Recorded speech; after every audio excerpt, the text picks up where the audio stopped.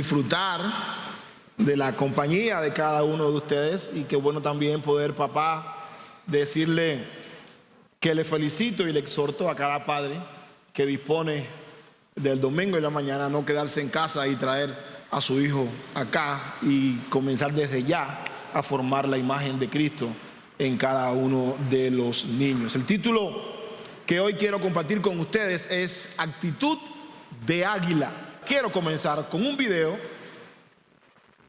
que habla sobre la actitud del águila. Por favor, si Multimedia me ayuda con el video.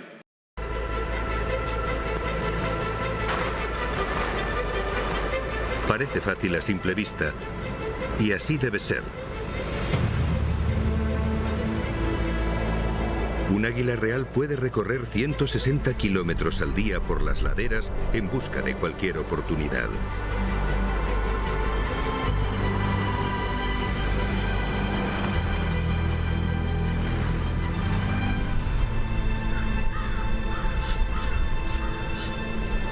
Una bandada de cuervos es una buena señal.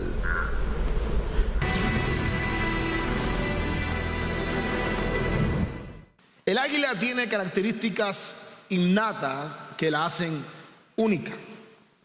Tiene un espíritu de liderazgo, es un símbolo de excelencia, de poder, de valor y de conquista. De hecho, si usted va al escudo de los Estados Unidos, en el centro del escudo te vas a encontrar con un águila, lo que quiere decir que por su belleza esta ave es usada como emblema.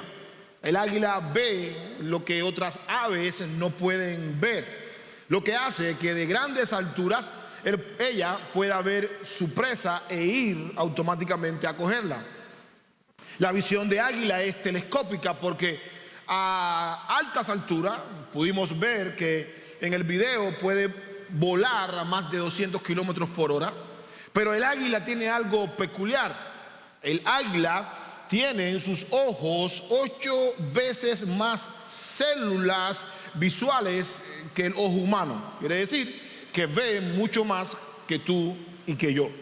Sin embargo, en la Biblia el Señor nos promete que seremos como águilas, para no ser derrotados en los momentos de cansancios, para no ser derrotados en los momentos de fatigas.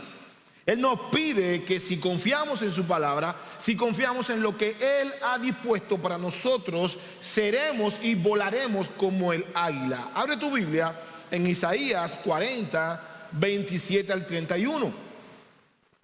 Y miren lo que el profeta Isaías le dice al pueblo de Israel o al pueblo de Jacob.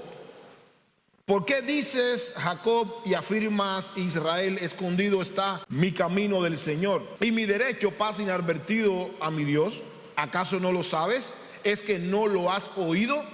El Dios eterno, el Señor, el creador de los confines de la tierra, no se fatiga ni se cansa. Su entendimiento es inescrutable. Él da fuerzas al fatigado, al que no tiene fuerzas aumenta el vigor. Aún los mancebos se fatigan y se cansan, y los jóvenes tropiezan y vacilan. Pero los que esperan en el Señor renovarán sus fuerzas, se remontarán con alas como las águilas, correrán y no se cansarán, caminarán y no se fatigarán. Los lectores originales a los cuales Isaías le escribió estaban bajo la amenaza de Asiria. Años después estuvieron en el cautiverio babilónico bajo el imperio que no conocía a Dios.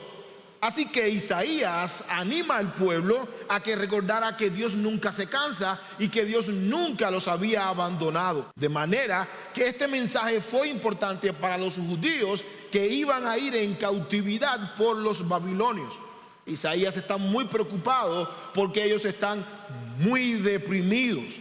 Y en medio de tantas lágrimas y de dolor en sus corazones, Dios quería decirles por medio del profeta Isaías que Dios no pasa desapercibido en ninguna de nuestras dificultades. Pero la lección también es importante para nosotros hoy en día. Por eso es que no debemos olvidarla. Somos su pueblo por la fe en Jesucristo. Pero igualmente somos dados a quejarnos en los momentos de incertidumbre, en los momentos de tribulación, al igual que Israel. Pero Dios quiere, fin de cuentas, que nosotros en cualquier situación que nos encontremos tengamos la actitud de águila, que volemos, que caminemos como el águila. Pero ¿qué impide que nosotros tengamos una actitud de águila? Existen varios factores que impiden que nosotros volemos como el águila. Y esos factores hoy quiero compartirlos contigo. Número uno, el desconocimiento de Dios. Dios hace mucho hincapié que le conozcamos, que conozcamos su voluntad, porque eso es lo que en cierta medida nos va a privar de cansarnos y de quizás tirar la toalla.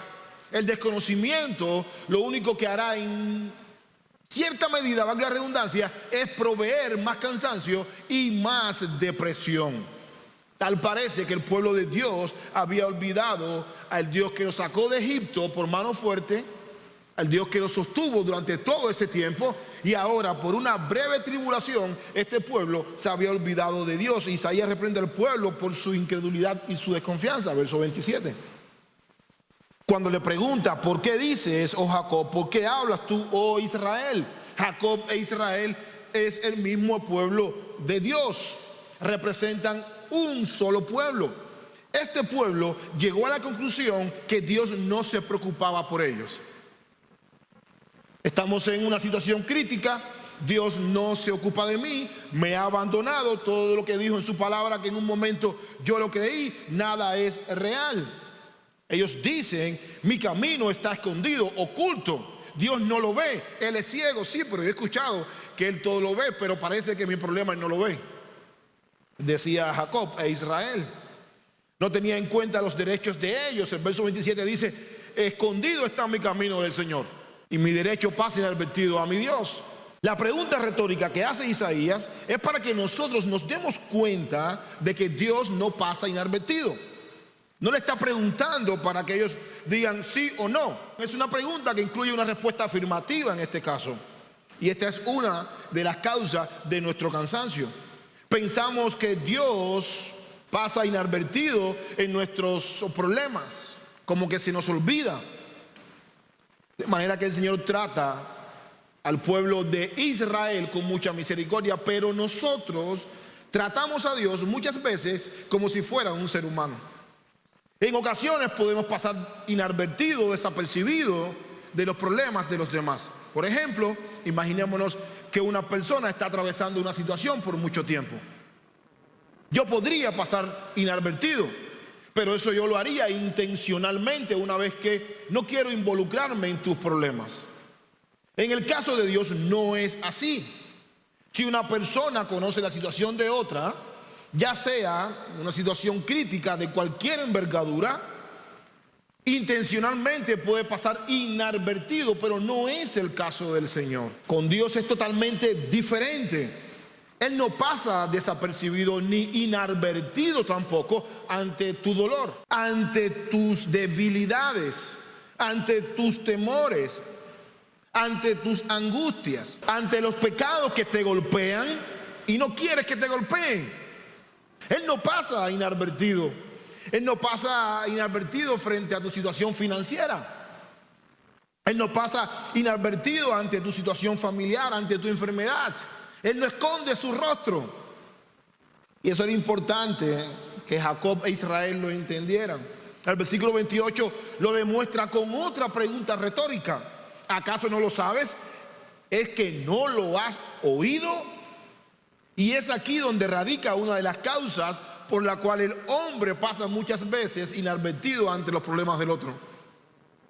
Sobre todo si son consecutivos y repetitivos.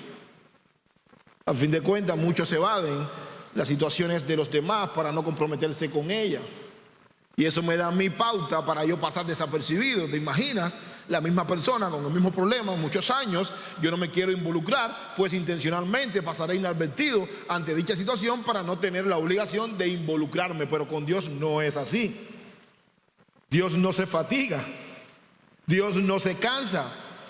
Dios no pasa inadvertido ante nada que esté aconteciendo en nuestras vidas, porque Él es omnipresente y es omnisciente. Miren, malo es tener pensamientos malos. Malo es tener pensamientos malos.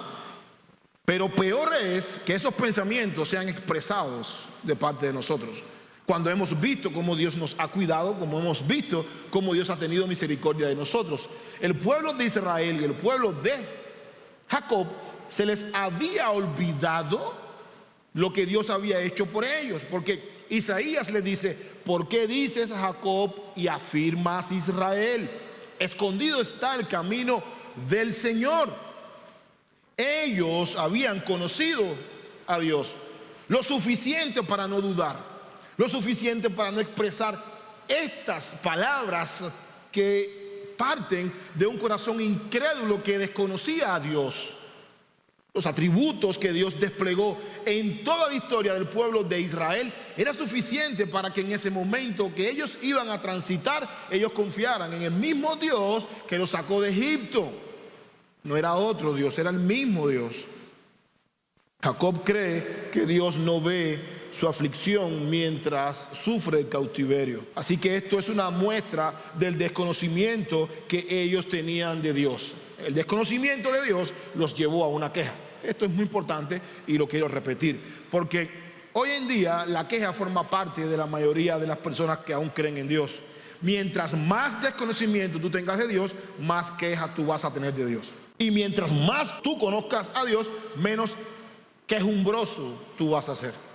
El desconocimiento continuamente nos lleva ¿a qué? A quejarnos de Dios. No quiero esto, no me da esto, y esto es lo que yo quiero que esto sea así, pero conoce a Dios para saber si es la voluntad de Dios o no. Pero como no conocemos a Dios, queremos que las cosas sean como nosotros queremos que sean, y ahí es donde viene la queja. Los cristianos no estamos exentos de queja, sobre todo en estos tiempos que estamos viviendo. Dios cuidó a Jacob, bendijo a Jacob, protegió a Jacob, luchó con él. Estamos hablando del libro de Isaías, ya había pasado todo el Pentateuco, algunos de los profetas. De Jacob le cambia el nombre y le pone Israel. Todo eso se les olvidó. Para esto, el Señor revela 4 importantes verdades acerca de sí mismo. Número 1, Él es el creador. Yo soy el creador. Él tiene un poder sin límite. Y lo fue comprobado en la misma creación hecha por Él. Número 2, Él no se cansa ni se fatiga. Su poder no se agotó en la creación por mucho que trabajó. Descansó, pero no leemos que Dios estaba cansado y descansó. Simplemente leemos que Dios descansó de toda labor el 7º día. Él no se cansa. Él está más allá de la capacidad humana para asimilar y para comprender nuestras debilidades, nuestro cansancio y nuestras fatigas. Él fortalece al que está cansado y fatigado. Pero no nos damos cuenta que muchas veces necesitamos la calamidad, la escasez y los no de Dios. Y estas son cosas que nos purifican. A veces en la situación en la que nos estamos desarrollando no se nos permite disfrutar ciertos desiertos. No quiero decir que continuamente tenemos que vivir una vida de tribulación para que estemos purificados. Pero en ocasiones necesitamos un desierto. El desierto purifica, el desierto limpia. El desierto quita impurezas que nosotros humanamente no somos capaces de decirle al Señor: Señor, descubrí esta impureza, te la entrego.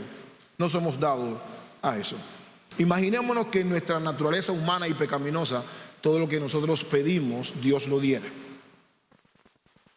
Pido esto, toma. ¿Saben cuánto daño causaría eso? Los primeros que iban a ser dañados son las personas que están a nuestro alrededor. Si somos padres y pedimos todo lo que queremos, se va a formar tremenda guerra nuclear en la casa. Porque vamos a decir a nuestros hijos: voy a orar para que no te cases con él. Ahí se formó el problema. Y voy a orar para que vayas para esta escuela. Y Dios te envía para esa escuela sin importar si el hijo quiere estar en esa escuela o no quiere estar en esa escuela. Pero soy yo como padre. Entonces el hijo oraría para que el padre... Ustedes saben lo que se forma dentro de un hogar. con tal de que Dios nos proporcione todas nuestras oraciones con un sí. Ahora bien, muchas veces nosotros oramos y le pedimos a Dios conforme a su voluntad. O no hemos orado: Señor, te doy gracias, te pido, Señor, que si es tu voluntad, haz esto o haz aquello. Pero se nos olvida que si oramos conforme a la voluntad de Dios, muchas veces Dios va a decir no, y eso es la voluntad de Dios, un no. No te voy a dar lo que me estás pidiendo, porque tú me estás pidiendo conforme a mi voluntad, y yo, como Dios omnisciente y omnipresente, te estoy diciendo no. Eso no debería traer en nosotros angustia, tribulación, cansancio, ni resentimiento, porque simplemente estamos orando conforme a la voluntad de Dios, y su voluntad en ese momento es decirnos no te lo voy a dar. Y esta es una de las cosas que nos pueden hacer dudar de Dios, cuando Él nos dice no y anteriormente oramos conforme a su voluntad. La respuesta de Dios es no, y anteriormente oramos conforme a su voluntad. Su voluntad fue decirnos no te voy a dar lo que me estás pidiendo, y no ores más por eso, porque no te lo voy a dar. ¿Qué impide que tengamos una actitud de águila? No solamente el desconocimiento de Dios, sino no confiar en las fuerzas que Dios nos da. Él es Dios, nosotros nos podemos cansar, y nos hemos cansado muchas veces. Muchos se han cansado de luchar con su pecado, y el pecado termina venciéndolos. Otros se han cansado de luchar en su matrimonio y han terminado en divorcio. Otros se han cansado con sus debilidades y terminan siendo vencidos por algo tan débil e insignificante. Nosotros nos podemos cansar. La vida lo ha demostrado. Tu vida y la mía ha demostrado que tan pronto comienza el cansancio, somos vencidos. Sin embargo, Dios no se cansa, de manera que el cansancio nos lleva a rendirnos ante cualquier fuerza antagónica que se opone a nuestro avance. Estamos luchando, estamos peleando continuamente, pero llega un momento en que nos cansamos porque el obstáculo o lo que queremos alcanzar no llega todavía, o no lo podemos vencer. Parece que podemos sentir fatigas, parece que nos podemos cansar, parece que Dios sabe que nos vamos a cansar, parece que Dios sabe que somos débiles. Parece que Dios sabe que no podemos seguir luchando muchas veces, y que somos tentados a decir ya no puedo más, hasta aquí, porque estoy cansado. Él lo sabe, porque la Biblia lo dice, y hoy tú y yo lo escuchamos y yo te lo leí. Él sabe que nos podemos cansar. Sin embargo, por su misericordia, Él nos dice que nos da fuerza. El cansancio no quiere decir que estemos derrotados. Recordemos, la fatiga y el cansancio no viene por estar sentado cómodo en un lugar. La fatiga y el cansancio viene por haber luchado, haber trabajado y no haber concluido, y ya estamos cansados. ¿Cuándo tú has visto que una persona sentada en su lugar, cómodo, dice estoy cansado, llevo aquí 4 horas sentado? No, nos cansamos porque estamos trabajando, hemos sudado. Quiere decir que el cansancio formará parte de la labor que estemos realizando. Si estamos peleando con una enfermedad, claro que nos vamos a cansar porque estás peleando con tu enfermedad. Si estás peleando con tu pecado, claro que te vas a cansar, es una lucha. Si estás peleando con que el Señor quizás resuelva tu problema financiero, claro que te vas a cansar. Ahora, ¿saben una cosa? La fatiga y el cansancio es normal en aquellos que están luchando. Y aquí préstame toda atención, por favor, porque esto es obra de pura gracia. Fatiga y cansancio es para aquellos que están luchando. Por eso es que viene la fatiga y el cansancio, porque estamos luchando. Es normal. En ningún momento Dios dice a todos los cansados y fatigados los voy a enviar al infierno. Él no dice eso. Él dice al fatigado y al cansado yo le daré fuerzas. No le voy a enviar al infierno. Tampoco le voy a enviar las 10 plagas de Egipto porque está cansado y fatigado. No, para nada. Miren lo que dice el verso 29 de Isaías 40. Él da fuerzas al fatigado, y al que no tiene fuerzas aumenta su vigor. Él da fuerza. Y esta es la bendición y la seguridad que tenemos en Dios. Que cuando nos ha visto luchar y cansar, cansarnos y sabe que queremos seguir adelante, Él nos da fuerza. Miremos cómo Isaías dice en este verso: Él da fuerzas al fatigado. Y para llegar a fatigarse, repito, es obvio que algún trabajo tuvimos que hacer. Algún camello, como diría un buen guayaquileño, hubo que haber realizado para llegar a cansarnos y estar fatigados por algún periodo de tiempo. Ahora, es maravilloso este entendimiento que Isaías muestra acá para con nosotros, que se lo mostró al pueblo de Israel y de Judá. Isaías dice: los adolescentes, que son los mancebos, menores de edad, ellos se fatigan y se cansan. Los jóvenes también van a tropezar y van a vacilar. Sin embargo, te pregunto algo: ¿cuánto más nosotros, que no somos adolescentes, que no somos jóvenes, ¿no? Algunos de nosotros, que llevamos años y años y años luchando, nosotros nos vamos a cansar mucho más rápido que cualquier adolescente. Nosotros somos más rápidos en tirar la toalla que cualquier joven. ¿Saben por qué? Porque tenemos una experiencia de lucha que muchas veces esto no se termina. ¿Cuándo mi matrimonio? ¿Cuándo mi pecado? ¿Cuándo mi debilidad? ¿Cuándo saldré de esto? Llega un año, llega el otro y nos proponemos metas en este año. Llega el 2025 y seguimos con las metas, pero seguimos con los problemas de 1980. Y podemos decir en un análisis: ya estoy cansado. Sí, pero es para ti esa fuerza. Nos cansaremos también y nos vamos a cansar. Y nos vamos a cansar de haber luchado muchos años con un pecado, con una debilidad, con una situación, con una enfermedad, con cualquier situación familiar dentro de la casa. Nos vamos también a cansar. ¿Saben por qué? Porque somos débiles. Y Dios reconoce nuestra debilidad. Mira lo que dice Pablo en segunda carta a los Corintios 12:9. Y Él me ha dicho: te basta mi gracia, pues mi poder se perfecciona en la debilidad. Por tanto, muy gustosamente me gloriaré más bien en mis debilidades, para que el poder de Cristo more en mí. Miren, cuando estemos débiles y cansados, no quiere decir que estemos derrotados. Cuando estemos débiles y cansados, no quiere decir que estamos derrotados. Cansados y fatigados no es lo mismo que derrotados. Son dos términos totalmente diferentes. Muchas personas a veces piensan que por estar cansados han sido derrotados. Cuando Isaías le escribe al pueblo de Israel, o Jacob, les dice: ¿qué les pasa? En otras palabras, ustedes no están derrotados. Yo estoy con ustedes, aún en medio del cansancio. Dios está con Jacob e Israel. Aún en medio del cansancio, Dios está con nosotros. No podemos pensar que por estar cansados simplemente estamos derrotados. El cansancio nos dice a nosotros que estamos luchando. No estamos derrotados por estar cansados. Esa mentira no la puedes creer. Dios no nos dice que cuando estemos derrotados, Él nos dará fuerza. ¿O acaso ustedes han visto que después que se termina la pelea, que uno de los dos perdió, lo vuelven a subir al cuadrilátero para que pueda entonces resarcir su derrota? Ya fue derrotado y punto. Las fuerzas no son para los derrotados. Las fuerzas son para los que están cansados. Y si estamos cansados, todavía no estamos derrotados.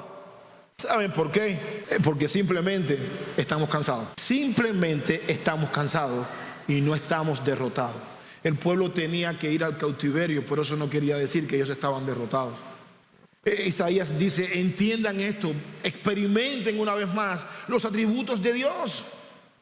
No sean derrotados todavía, para que ustedes ya tiren la toalla y se les olvide todo lo que Dios hizo. Él sabe, Dios sabe muy bien que cansado y derrotado no es lo mismo. Por eso debemos saber bien estos dos términos, porque a veces, sin estar derrotados y estar cansados, y la pelea todavía no ha terminado, tiramos la toalla.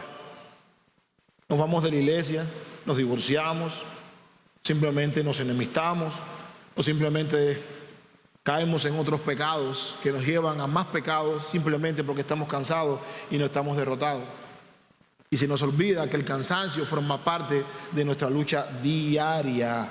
La promesa que Dios nos da aquí es para los que están en la lucha, están fatigados y están cansados en cualquier área de su vida. Quizás la tuya es financiera, quizás la de otro es algún pecado interno que nadie sabe, que lo está golpeando y está consciente que lleva muchos años peleando con el mismo pecado, pero que todavía no hay avance. Quizás pueda ser el matrimonio, quizás pueda ser un hijo, quizás pueda ser una enfermedad. Dios sabe, pero estamos en la pelea, todavía no estamos derrotados.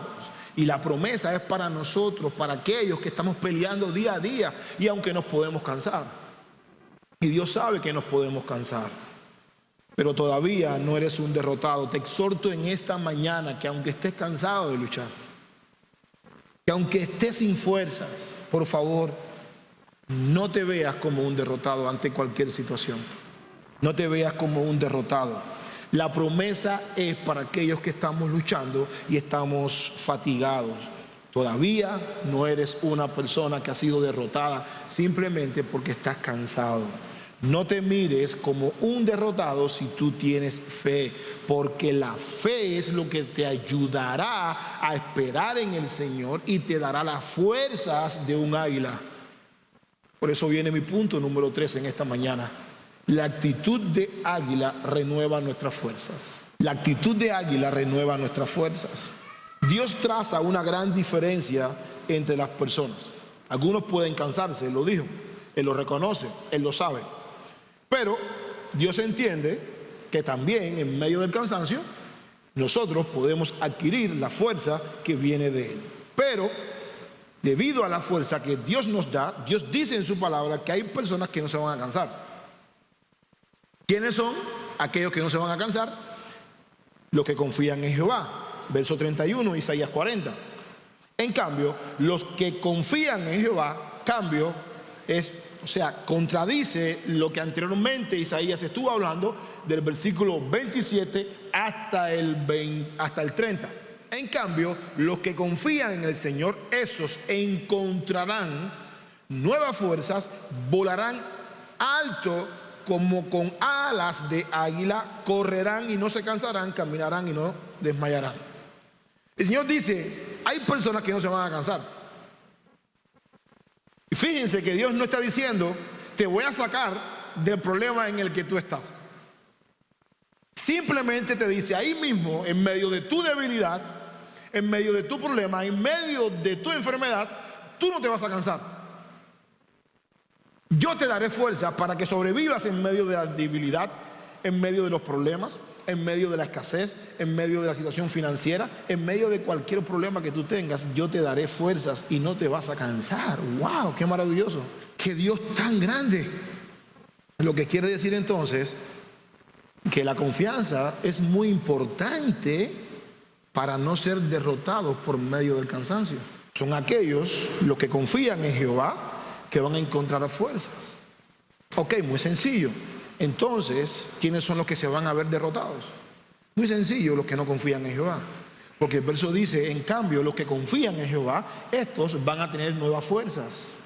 Lo que quiere decir que la desconfianza es la que me va a llevar a mí a la derrota. Y la confianza en el Señor es la que me va a mí, en medio del cansancio, a adquirir nuevas fuerzas debido a mi confianza.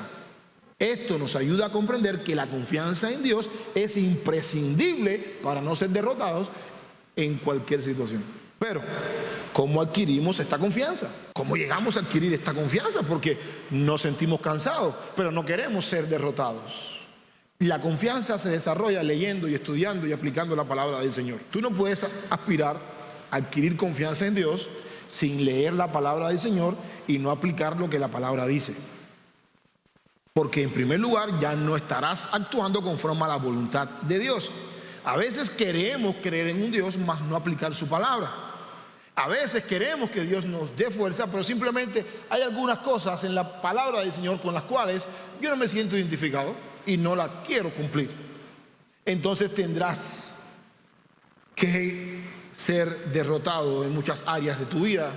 Y lo que muchas personas no se dan cuenta es que ya han sido derrotadas en el área de la dependencia porque no están dependiendo totalmente de Dios. Estos, por no cansarse y confiar en Dios, obtienen de su lucha continua 4 beneficios. Número 1, encontrarán nuevas fuerzas, volarán con alas como las águilas, correrán y no se cansarán, caminarán y no se fatigarán. ¿Quiénes son estos?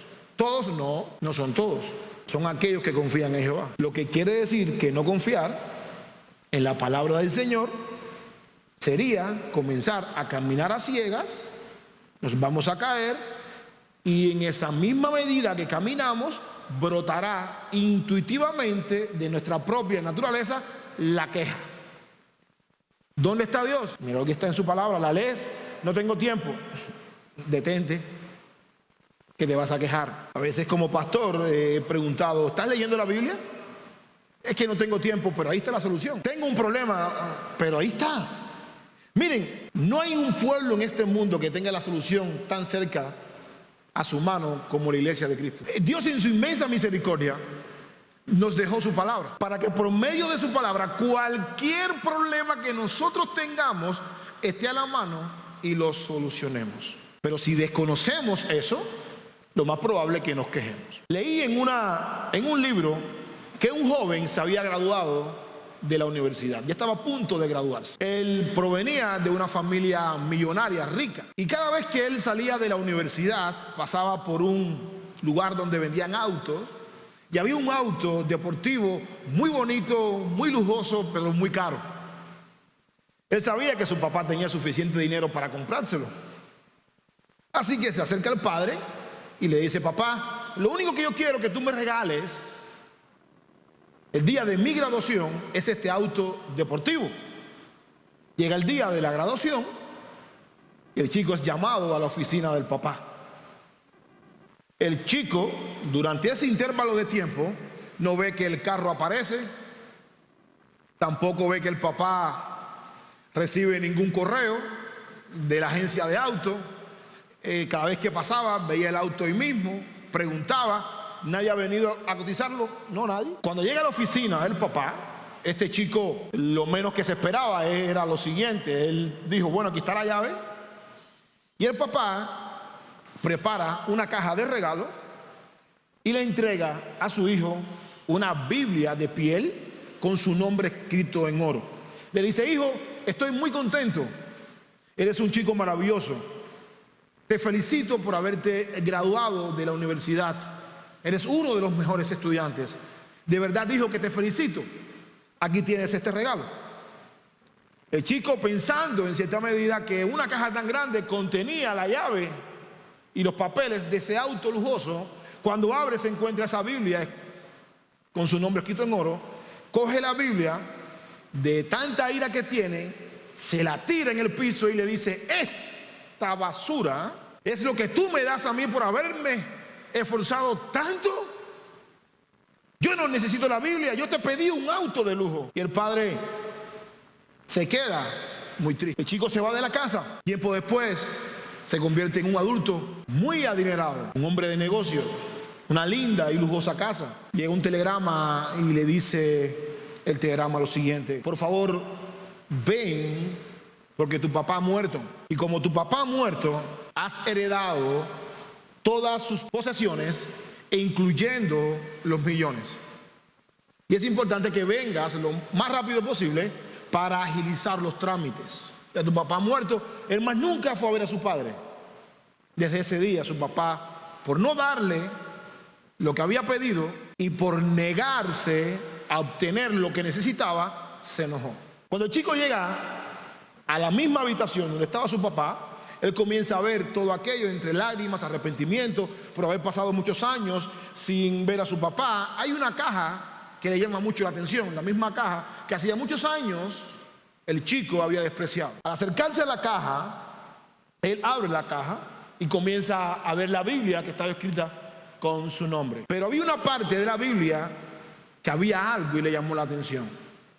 Cuando la abre, en la Biblia estaba rayado o sombreado, marcado el versículo de Mateo 7:11 que dice: si vosotros, siendo malos, sabéis dar buenas dádivas a vuestros hijos, cuánto más nuestro Padre Celestial dará todo aquello que le pida. Ahí estaba la llave del auto y una tarjeta que decía totalmente pagado. Ahí estaba en esa tarjeta la fecha del día de su graduación, como el padre durante todo ese tiempo lo único que quería era que su hijo aceptara el regalo más importante del mundo, que era la Biblia. Por no confiar en la Biblia, no tuvo tiempo de despedirse de su padre. ¿Saben una cosa? El auto estaba allí desde el primer día. Desde el primer día, ¿cuántas bendiciones no perdemos nosotros continuamente simplemente por no abrir la Biblia? La llave estaba en la Biblia. Así nos pasa muchas veces. No queremos abrir la Biblia y cuando la venimos a abrir, o ya es demasiado tarde, ya se terminó el matrimonio, ya se quebró el negocio, o ya nuestros hijos son rebeldes, o ya acabamos con la familia simplemente por no abrir la Biblia. La confianza es muy importante y esa confianza hay que desarrollarla en la palabra del Señor.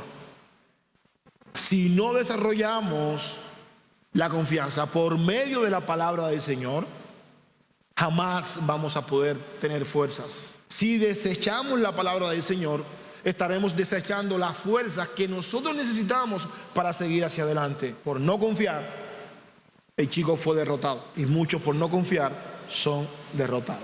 La confianza en su palabra es el mejor método para adquirir la fuerza que nosotros necesitamos. ¿Cómo se debe tener la actitud? ¿O qué Dios espera de nosotros? Que tengamos la actitud de águila. Quiero darte hoy, en esta mañana, 6 actitudes que son vistas por las personas que actúan como el águila. Número 1, las personas que tienen actitud de águila pueden ver lo que otros no ven, que se pierde, y sacar resultados. Por la vista telescópica que tiene el águila, ve lo que otras aves no pueden volar. Puede volar muy alto y ver las cosas a mucha distancia, de tal manera que la persona con actitud de águila ve en medio de la tribulación lo que otros no ven. Oye, ¿te sientes bien? Sí, pero yo estoy viendo otra cosa. Tú, pero yo veo otra, porque mi visión es de águila. Número 2, las personas que tienen actitud de águila no se sientan ante los problemas, no los detienen. El problema no es algo que te detiene, no sienten los problemas, sino buscan soluciones. El cansancio no forma parte de su vida. Número 3, las personas con actitud de águila no temen arriesgarse, porque su confianza está en Dios. Número 4, las personas con actitud de águila, ¿saben qué hacen? Actualizan su visión. ¿Saben por qué? Porque de eso depende su vida, de la vista. Un águila ciega no puede volar, un águila ciega se muere de hambre, tropezaría con esos acantilados que vimos en el video. Por eso es importante actualizar la visión. ¿Qué es lo que me está llevando? ¿A dónde voy? Actualizo mi visión continuamente, porque en medio de las tribulaciones yo me puedo cansar y verme como un derrotado. Por eso actualizo la visión continuamente. Número 5, las personas con actitud de águila no se ven como derrotadas. Ay, ya tiré la toalla, ya no sigo luchando. Se sobreponen ante las dificultades porque su visión es mucho mayor que los obstáculos. Si vimos en el video, el águila estaba volando sobre las nubes. ¿Saben por qué? Porque se sobrepone. Y tenemos que sobreponernos ante las dificultades. Y número 6, la persona con actitud de águila prepara a otros para que no se cansen y no se fatiguen. ¿Saben qué hace el águila con sus pichones? Cuando ya están grandecitos, los cogen y los elevan. Y sin el pichoncito haber volado nunca, los sueltan. Ella está al lado de su hijito, guiándolo. Es la persona que tiene actitud de águila, prepara. El águila prepara a sus hijos. Conclusión, el requisito es confiar y esperar en el Señor. No con resignación e indiferencia, sino con fe, sino con ilusión, sino con la fe que Dios va a actuar y nos dará la fuerza. Recuerden esto: si obedecen los consejos que hoy les he dado, ustedes van a ser los primeros testigos de los resultados que Dios va a proveerte. Por tanto, deje de confiar en sus propias fuerzas y entréguese en las manos del Señor. Y su actitud será como la del águila. Padre, gracias te doy por este momento.